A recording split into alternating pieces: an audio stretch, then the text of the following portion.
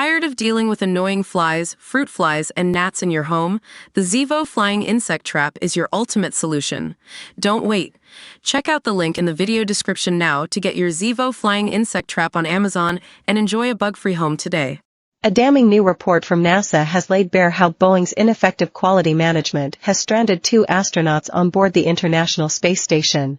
The report, by NASA's Office of the Inspector General, has even called for financial penalties for the aerospace giant's non-compliance with quality control standards. All summer, debate has raged within the space agency over how best to rescue the first 2 humans to ever pilot Boeing's long-awaited Starliner spacecraft, which had been scheduled to ferry the duo to and from orbit for a 9-day mission this June. But as that expedition stretched on into August, with a high probability that both astronauts will likely now be stuck in space into 2025, NASA OIG partnered with Pentagon investigators to review Boeing's numerous administrative errors. A damning new report from NASA has laid bare how Boeing's ineffective quality management has stranded 2 astronauts on board the International Space Station, ISS.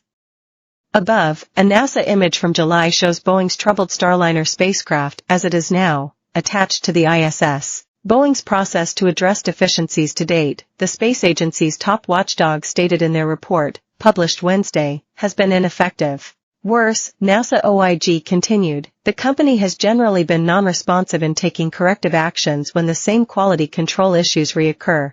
In one instance, a liquid oxygen fuel tank dome, an integral piece of hardware needed to house Starliner's highly explosive rocket propellant, was found isolated for potential disposal due to Boeing's unsatisfactory welding operations. This poorly assembled fuel dome, intended for one of NASA's Space Launch System, SLS, core Stage 3 rockets, was witnessed by NASA OIG officials themselves. But to investigate many of the internal issues with Boeing's construction of Starliner, the space agency watchdogs turned for assistance to staff from the Pentagon's Defense Contract Management Agency, DCMA. DCMA issues corrective action requests, CAR, to the contractor, per the new NASA report. CARs are labeled Level 1 through 4, with Level 1, the least serious deficiency. Asked to conduct surveillance of Boeing's core and upper stage manufacturing efforts at NASA's Michoud Assembly Facility in New Orleans, the DCMA team ultimately meted out a total of 71 CARs at Levels 1 and 2 between 2021 and 2023. A draft of even more severe Level 3 CAR, which would have alerted Boeing's C-suite and could have led to withheld contract payments, was prepared but ultimately not sent. According to DCMA officials, this is a high number of CARs for a space flight system at this stage in development, NASA's OIG report explained, and reflects a recurring and degraded state of product quality control. The poorly welded fuel tank dome was a repeated and re-emphasized cause for concern to NASA OIG, who attributed the issue to lax hiring and training practices.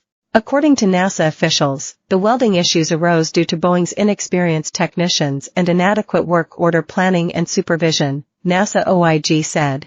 The lack of a trained and qualified workforce increases the risk that Boeing will continue to manufacture parts and components that do not adhere to NASA requirements and industry standards, the office's report continued. Pentagon DCMA officials noted that, to Boeing's credit, a non-conformance report was generated by the aerospace firm conceding that the dome wasn't space-worthy. But NASA OIG nevertheless emphasized the myriad and apparently systemic problems had plagued Boeing's work crafting the Starliner craft in their new report. Boeing officials incorrectly approved hardware processing under unacceptable environmental conditions, accepted and presented damaged seals to NASA for inspection, the Inspector General concluded.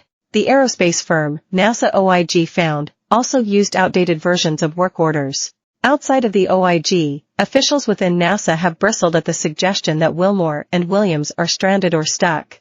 NASA has stressed from the get-go that if there were to be an emergency at the space station, like a fire or a loss of cabin pressure, that Boeing's Starliner could still be used by the pair as a lifeboat to leave. One former NASA executive said Thursday the astronauts are kind of stuck, although certainly not stranded. They're safe aboard.